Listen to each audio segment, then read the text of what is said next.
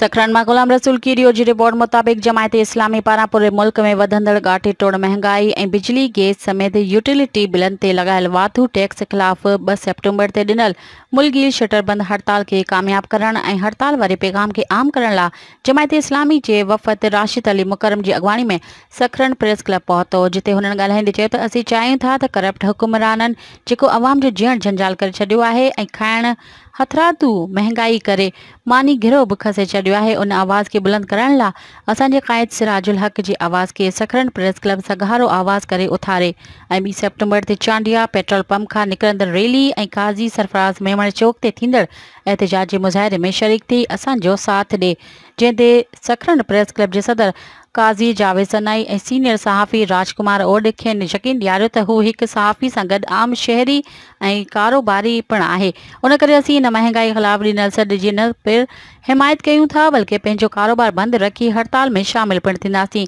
वफ़द में अब्दुल हमीद राजपूत, तौसीफ़ रहमानी, आशिक़ हुसैन पठान ऐं कुंवर ज़फ़र बि शामिल थिया।